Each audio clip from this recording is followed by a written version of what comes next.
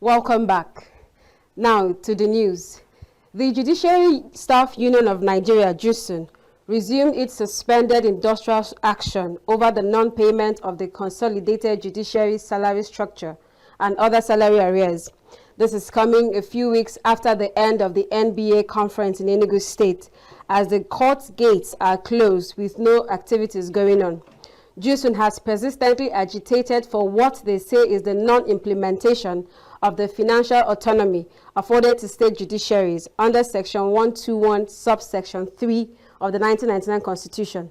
In a circular dated September 12th, signed by JUSUN's chairman and secretary, Comrade Samson Ifedima and Comrade Onya Jonas, the union directed all judiciary workers in Enugu State to withdraw their services effective 6 p.m. on Friday.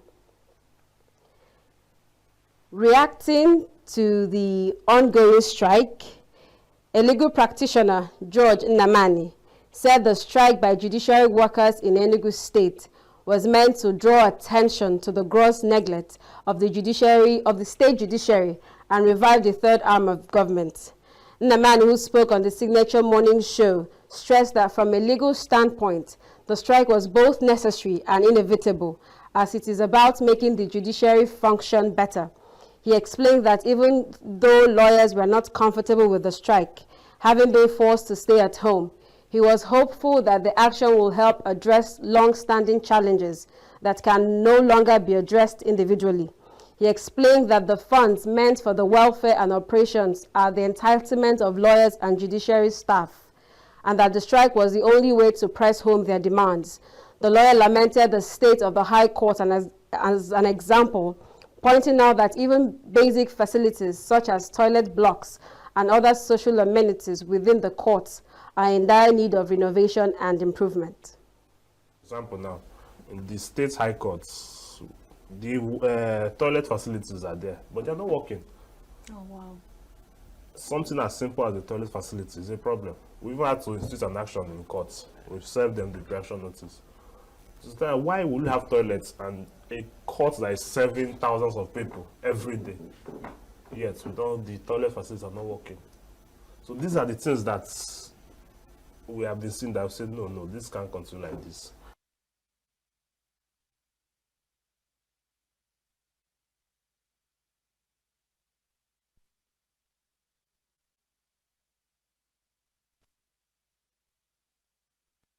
Nnamani accused the political class and most governors of deliberately frustrating the full independence and autonomy to the legislative and the judicial arms of government for purely political reasons.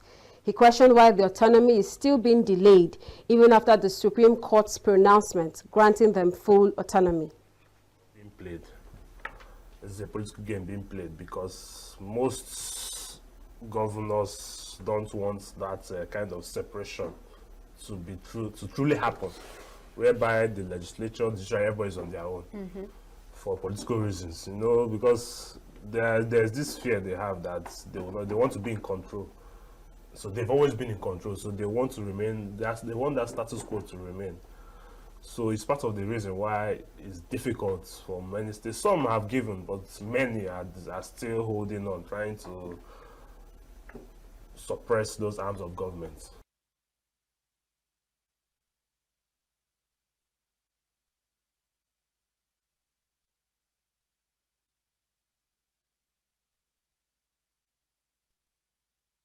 However, just a few days later, normal activities resumed at the various courts in Enugu State following the suspension of the strike embarked upon by the Enugu State branch of the Judiciary Staff Union of Nigeria. Christopher Lely, who visited the various courts, reported that workers, lawyers, and legislatants are in court to resume the daily business. Court sittings are yet to fully commence at the courts, even as the Enugu State branch of the Judiciary Staff Union of Nigeria, JUSUN, called off its strike. The workers are, however, back to their duty post for resumption of their daily activities at the various courts in Enugu State. Some lawyers, litigants, and judiciary staff who were seen at the court premises said they came to court to resume their court cases following confirmation of the suspension of the industrial action. Well, certainly, when the strike was commenced, the gate was even locked. So the fact that we're inside the court premises is number one evidence that the strike has been called off. And of course, we are here for business because the strike has been called off. And I am also aware that some courts are sitting currently, doing their normal business for the day. So I can say confidently the courts are sitting. So the strike has been called off. Yes, of course, I can confirm certainly that the strike has been called off. If you take a look around the premises, the court premises, you see cars parked, and those are lawyers. They came for their matters, as I came for mine too. So, you know, the strike has been called off, and I can say for a certain that court cases are going to, you know, start going on. A female lawyer who was at the court, however, expressed her frustration even after the resumption of duties.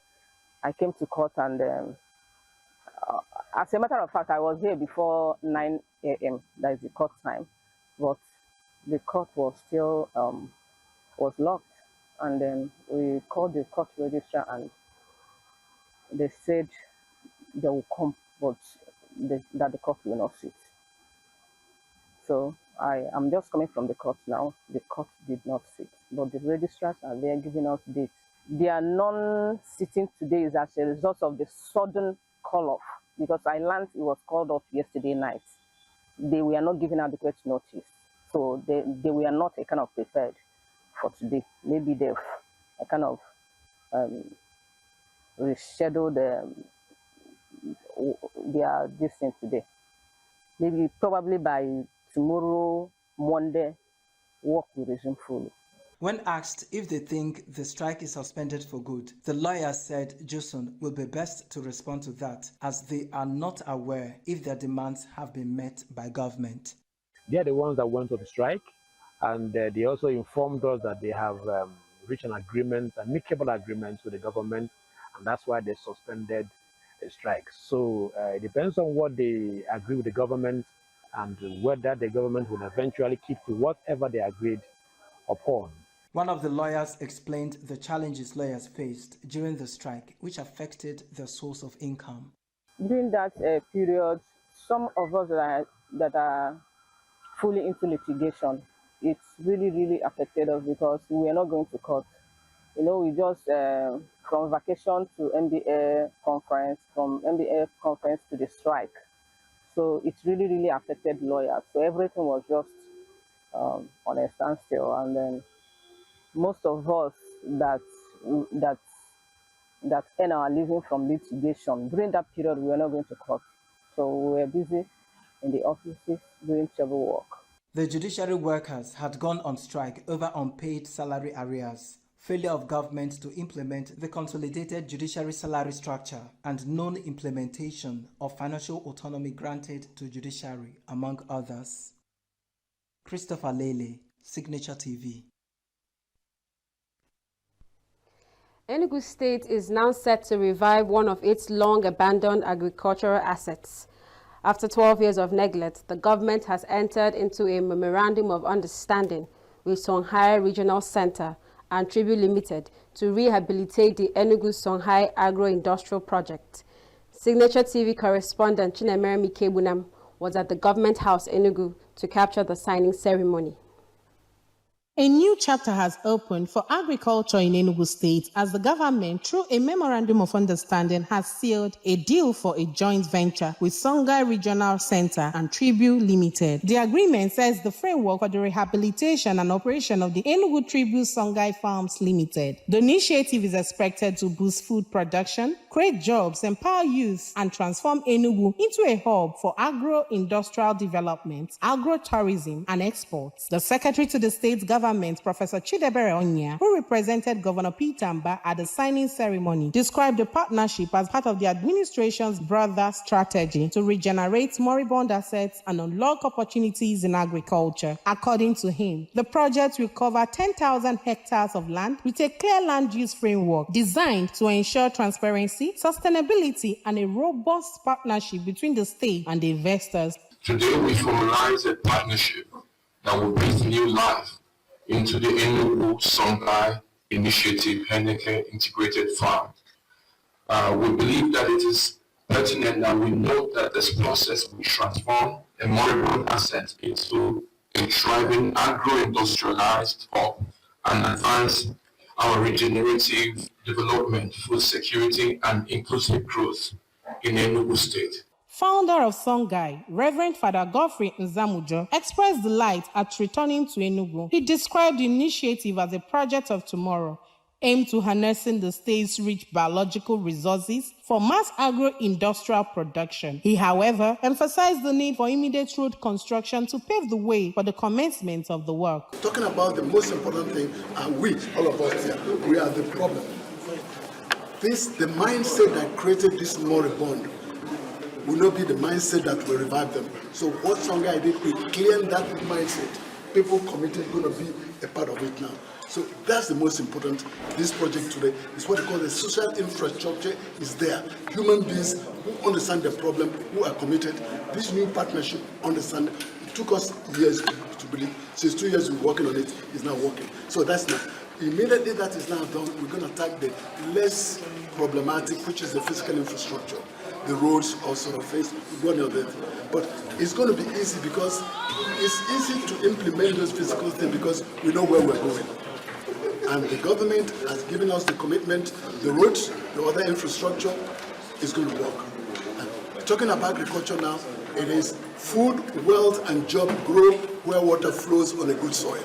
For his part, the Chief Executive Officer of Tribu Investments, Nnamdi Ozo, reaffirmed Tribu's role as financier and investors under the newly established Enugu Tribu Songhai Farm Limited. He noted that Enugu has the capacity to move beyond food import dependence and tap into lucrative export markets. I'm in the hospitality industry, so we deal with food all the time.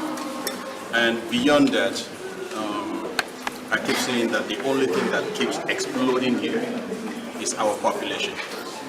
And we are not catching up with what this population is going to eat in the future, right?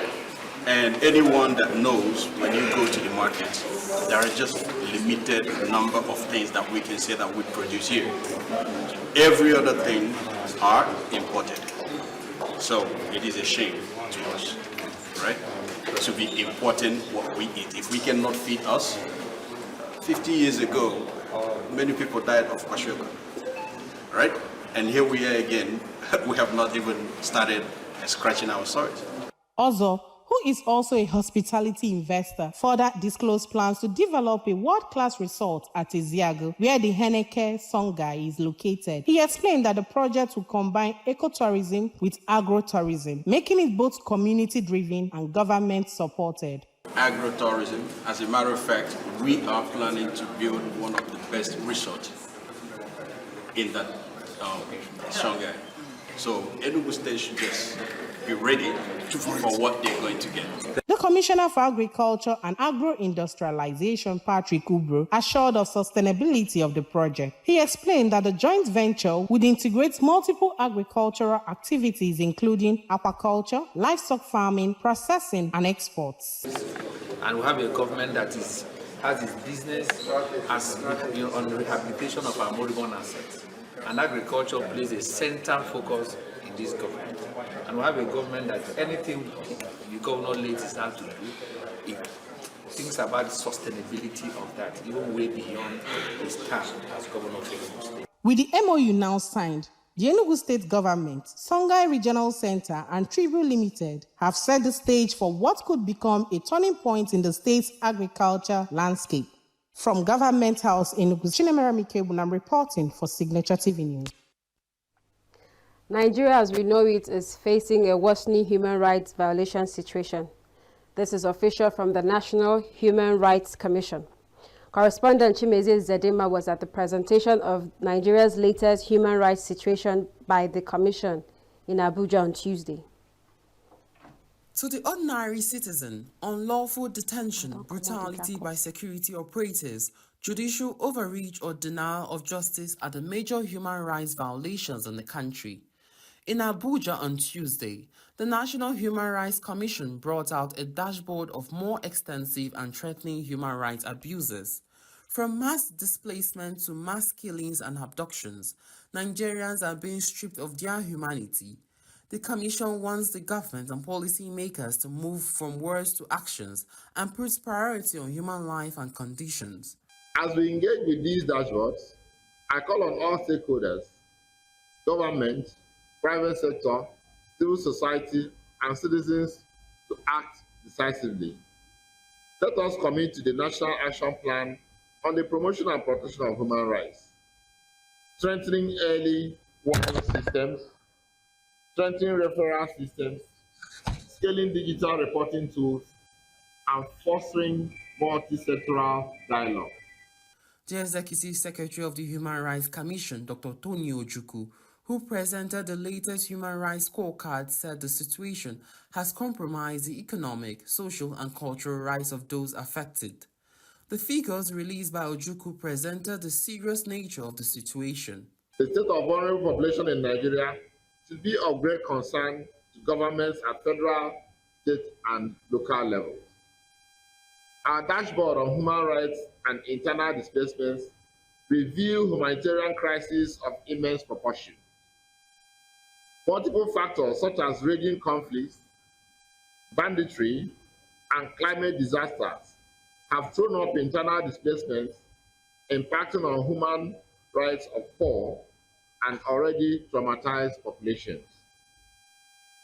Our engagement with Community Protection Action Group members in projects documented 8,966 displacements between May to July and a cumulative of 53,261 from February to July. Senior Human Rights Advisor Hilary Ogboma broke down the data further, noting a steady rise in complaints across the Commission's 38 collection points nationwide.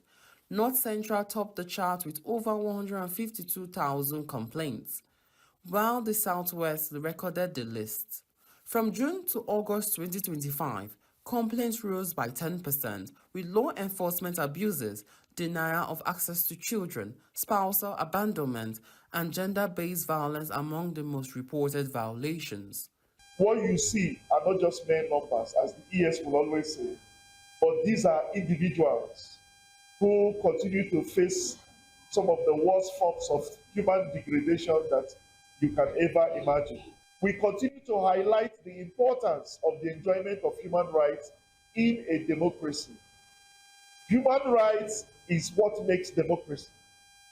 And there is no shortcut to the guarantee of human rights, whether it is human rights, civil liberties, rights and freedoms, as we know in Chapter 4 of the Constitution. In August alone, the Human Rights Commission investigated 2,603 complaints and recorded over 300 killings and 400 abductions, a nearly 300% increase compared to the previous month. Reports of sexual and gender-based violence also remained high, with 2,981 domestic violence cases and 322 sexual assaults documented. The Commission flagged Benue, Katsina, and Zamfara as hotspots, describing them as killing fields where communities suffer repeated attacks with little effective protection. For the month of August, we had the Northeast recording the highest number of completed complaints. The top 5 states that have human rights complaints completed in the month of August is Bauchi and our headquarters, as well as Lagos, Kwara, Kano, and Borno. Let me make a last point on completion of complaints. Some or most of the complaints we completed in August may not necessarily mean that we got them in August. They are complaints we have probably from previous months. But we are also now going to probably make some data analysis of which complaints arrive in a given month and is completed in that month. Despite the alarming statistics, the Commission insists the dashboard is a compass pointing towards hope if government, civil society, and citizens unite to act. In Abuja, I am Chimize Zadima for Signature TV. More news coming to you after this break. Welcome back. Stakeholders in Anambra State have taken a strategic step towards strengthening maternal and child health in primary health centers. This is aimed at bridging gaps in healthcare access and ensuring that children and pregnant women receive the care they need. Correspondent Lawrence Wimo has the report. The Civil Society Network on AIDS, Tuberculosis and Malaria believes that sustainable health financing and improved access to treatment remain critical to safeguarding public health in Anambra State.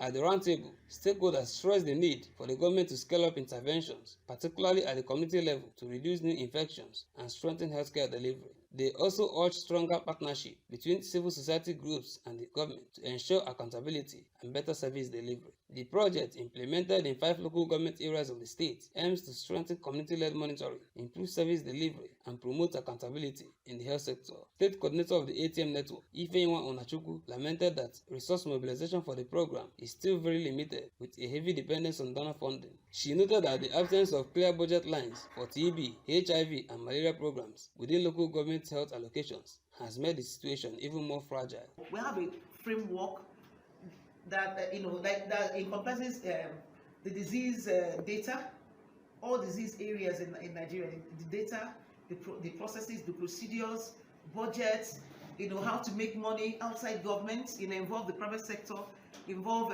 development partners and all these. But Nigeria will have to own it first, and CLM is a part of it. That's why it has a one whole strategic framework. Onachukwu disclosed that the project has already achieved tremendous results in the 5 focal local government areas it covered, but warned that without sustained government commitment, funding and accountability, the gains can quickly fade. She called on all stakeholders, especially the government, to rise to the occasion and ensure that the fight against TB, HIV and malaria in Anambra State remains strong, community-driven and sustainable. Financing strategy should be developed, drawing support not only from the state and local governments, but also from the private sector and philanthropic actors. Equally, it's important for the state government to demonstrate political will by consistently fulfilling its counterpart funding obligations for TB, HIV, and malaria programs. Improving service delivery requires stronger community-based drug distribution systems and more deliberate campaigns to reduce stigma and misinformation. Most critically, government ownership of the community-led monitoring framework must be established, institutionalizing CLM within the State Primary Healthcare Development Agency and integrating its findings into health sector planning and performance reviews will go a long way in sustaining the process. State Program Officer of TB Network, Onyekachi Olo, stressed the need to institutionalize community-led monitoring within the Anambra State Primary Healthcare Development Agency. He believes that integrating community findings into health sector planning and performance reviews will help sustain progress made in disease control efforts. The commitment and efforts of the CBOs, the CLM, and the partners in Anambra State, we can make good to say, contributed to the recruitment that have been done back to back in Anambra State. We can also say one of the broader success stories we have gotten as a result of our work is the turnaround maintenance work that is going on in different facilities, because we have seen that the states of these facilities are actually needed attention, and these are what we always call to the attention of the government actors. Ololo highlighted the successes of the project in the state, attributing them to community mobilization and empowerment. He stressed that sustained government commitment is crucial to maintaining the gains. Lawrence Wimo, Signature TV News. The West African Examinations Council, WAEC, is set to take a major step in modernizing its examination process, with plans to fully transition from paper-based tests to computer-based testing, with effect from 2026. The move, according to the Council, is aimed at enhancing efficiency, curbing malpractice, and aligning with global best practices in education assessment. Correspondent Chinemere Mikebunam has been monitoring preparations ahead of this transition. In recent years, WAEC has been accelerating the shift from paper-based examinations to computer-based testing. Pilot tests and the 2025 CB-WASE involving millions of candidates marked a major step towards full migration in 2026. The federal government says the policy will help curb malpractice, modernize assessment, and ensure faster release of results. But it also raises concern over infrastructure, power supply, and digital literacy, particularly in less privileged communities. We have thousands of CBT centers across the nation.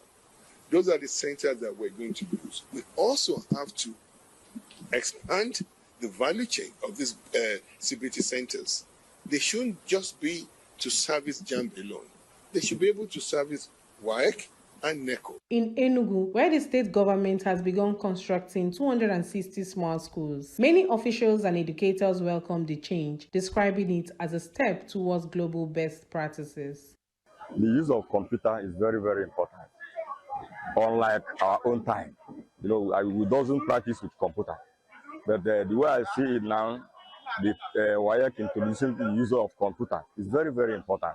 And I think it will help our people. We have a plan to establish some of the centers where some of them can pick up immediately. And in regards to what our governor is trying to do now, in regards to that smart school, I think it's going to be of a good benefit to them because some of them have started it now. Some parents commend the innovation, but urge schools to begin exposing students to computer-based assessments early enough to help them build the skills required before sitting for the exam. When they are not ready to do it now, why am I saying this?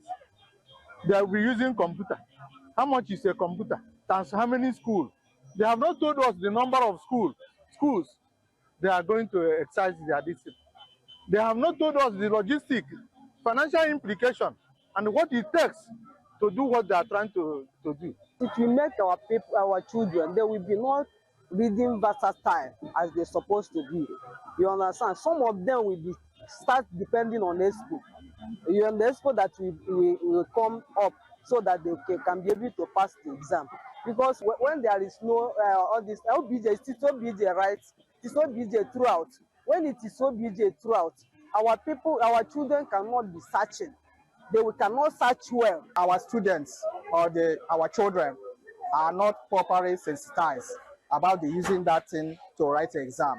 So, and first of all, some like us as a parents, we are not computer illiterate or that far, and our children will find it very difficult to cope up. Others fear that rural and disadvantaged communities could be left behind if urgent steps are not taken to bridge infrastructure and digital gaps. I feel it's too early for them to start that because we have not grown, Nigeria has not grown to use computer-based for WAEC examinations. A lot of schools are not computer literate. A lot of students have not been taught even the basics of computer. These exams is not just for those living in towns or in cities.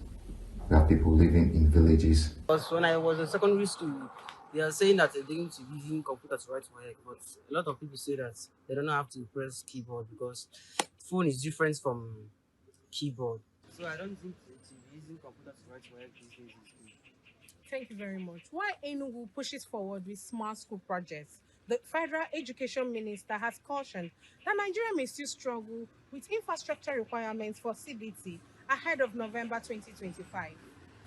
My name is Chinemere Mikedunam, reporting for Signature TV News. Anticipation and tension built up in Rivers State ahead of the expected return to office of suspended governor of the state, Siminalayi Fubara, as the 6-month state of emergency was to come to an end on September 18th. While some citizens awaited his comeback, others insisted that resignation may be his best option under the prevailing political condition. Correspondent Christopher Lele brought us this report. Governor Siminalayi Fubara, his deputy, and members of the Rivers State House of Assembly were suspended on March 18, 2025. Following heightened political tensions over control of the state's political structure, President Bola Tinubu, in declaring the emergency rule, cited what he said was the breakdown of the democratic structure in the state and political tensions. Tinubu, who said he personally tried to mediate among the parties to no avail, argued that the standstill in government deprived the people of the benefits of democratic governance.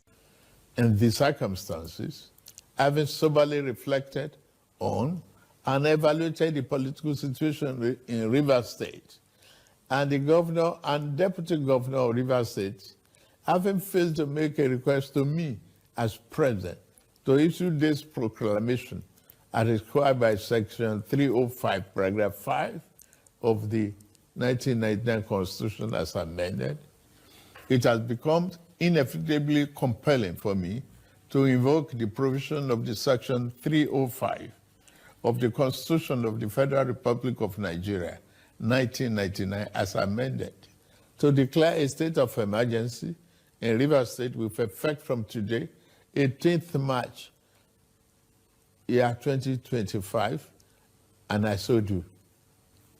By this declaration, the governor of Rivers State, Mr. Similaye Fubara, his deputy, Mrs. Ngozi Oju, and all elected members of the House of Assembly State are hereby suspended for an initial period of 6 months. With the outcome of the last local government election held under the outgoing administrator, the balance of power has shifted back toward the Wike camp, leaving Governor Fubara politically exposed as he prepares to return to office. This has raised concern about how Fubara will be able to pilot the affairs of government with an existing Wike-controlled hostile House of Assembly. Rivers citizens and other Nigerians have been weighing the options available to the suspended governor ahead of his much-expected return in the next few days. While some citizens are excited about his comeback, others advise that resignation may be his best option under the prevailing political conditions. According to them, Fubara should resign shortly after resumption, arguing that working under what they describe as unfavorable conditions would reduce him to a mere puppet. As a gentleman, you understand, the best thing you should come is to come and resume. Then maybe after a few months, maybe 1 month to 6 months, you understand, let him put a resignation. Okay. You understand? Okay. That is my candid opinion. Because you cannot push a man to the wall and you expect him to be on that wall without reacting. You understand? He should take action and resign, and that should be the best thing for him. I see. Once I resume office today, maybe 2 weeks or later, I resign and I will have my respite. That is what I will do. Because for me to come back now, there's a lot that is going to do. Others say the governor should maintain peace by sticking to the agreement brokered with his political benefactor and godfather to ensure that governance continues smoothly. Let them settle within themselves and let peace reign. Nobody is happy when he's not in the state. Nobody is happy. So let him not repeat himself again. For me, that is what I think it should be. They should comply with them and let them work together whichever way. Even if it didn't work well again, more Rivers person will blame him because he started well. And we all see what happened. So that is just the truth. We are praying that as him and the boss settle, everything will move forward. That's what we are doing. If he come now like this now, you can see the play with a small thing. When you don't know, say yes, you don't get the state to yourself. Then you have to your own way to go out to empower as a true governor. He's a peaceful man, rather. I will advise him to just maintain the peace that he has always been, and then leave Rivers people, because he's not living himself, he's living the Rivers people. So he's working for the people. As the governor, you are serving the people, so let him just maintain the peace. A section of residents is, however, expressing joy over his anticipated return, hopeful that it will revive governance and abandoned projects and restore leadership after months under a sole administrator. He has that good mindset. From the offset, we know, we are seeing him. So he will finish all the projects and likely do new projects before the timeline. Honestly, yes. We are thinking that if he comes, everything will be, work will start, so that something will reach to the grassroots. As it is now, we don't know whether government will be able. But when he comes back, we know that it's going to By the way, governor, he's a governor of Rivers State. So let him come and take his position as the governor of Rivers State. So he should not come and be like a boy to Wiki. He says everybody knows the governor of Rivers State. So we need him to come back. Let him come back. Analysts posit that if the hostilities in the state continue and Wike maintains his victory stand, Fugbara may find himself boxed into Rivers government house with little control beyond the executive council that may translate to slow service delivery. So, will his return mark a fresh start for governance or a continuation of political tensions? Only time will tell. The Young African Leaders for Global Impact hosted its annual Young African Leaders Conference in Enugu with the theme, Africa's Next Generation of Change Makers, Leading the Shift from Aid to Sustainable Impact. The event brought together young innovators and leaders committed to shaping the continent's future. Correspondent Raymond Kenmbata was at the Amadio Event Center in Enugu, the venue of the event. The conference hall was filled with vibrant voices of young leaders, policy advocates, entrepreneurs, and development partners. Discussions focused on practical strategies to move Africa away from donor dependency and towards self-reliant, sustainable growth. Speakers emphasized the importance of innovation, leadership, and collaboration in tackling Africa's most pressing challenges, from education and health to governance and economic development. The convener of the convention, Ikenna Ezenwa, decried Africa's dependence on foreign aid and eschewed the youth to change the narrative. I welcome you warmly to Young African Leaders Conference 2025. Welcome to a gathering where ideas will become strategies, where challenges will be imaged as opportunities, where networks will be built across borders, and where youth leadership will not be postponed, but executed and exercised today. I urge you to engage deeply, to think critically, to collaborate sincerely, and act courageously. Let us prove through our deliberations and our actions that Africa's future is not a question mark, but an exclamation, bright, bold, and unstoppable. Together, let us declare that Africa's story will no longer be written by others, but by Africans themselves. Enugu State Governor Peter Mba described the event as apt, especially now that the world is evolving and throwing up more challenges for the Nigerian youth. Mba, who was represented by the Commissioner for Labor and Employment, Dr. Felix Nnamani, expressed gratitude to the organizers for choosing Enugu State as host for the Converge and urged them to sustain the tempo. I won't bore you because a lot of speakers have been engaged to talk to us this afternoon. But the idea of this aid has been a headache to me growing up too. Because there's no justification for it. They are not using it to address the needs of our people. Rather, it comes as a loan that generations after generations were not able to pay them. It's worrisome. I like the spirit in the young man who is leading this conference, who has put this together. There's always a God factor in all that we do. Commissioner for Youth and Sports, represented by his Special Assistant on Student Affairs, Divine Ekweremadu, advised youths to equip themselves for leadership positions. This, he said, is the only way that they can make a greater impact in the society and take their rightful place. And I tell you this, if you are not giving yourself to self-development, you are not building yourself everything. The day God will announce you, the day you will find the opportunity, you will not be ready.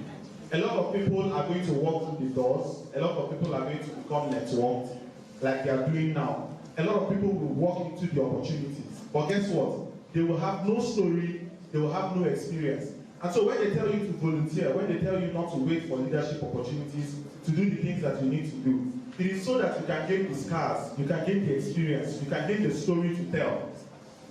Keynote speaker Dr. Sharon Waswa from Kenya advocated for a shift from aid dependence to self-sustenance and a redefinition of the narrative that Africa is a troubled continent. If a youth group was to run a solar irrigation cooperative, and you can go from selling pumps, because a lot of people sell pumps, to selling liters of water delivered, and having farmers or people pay for the liters during the season.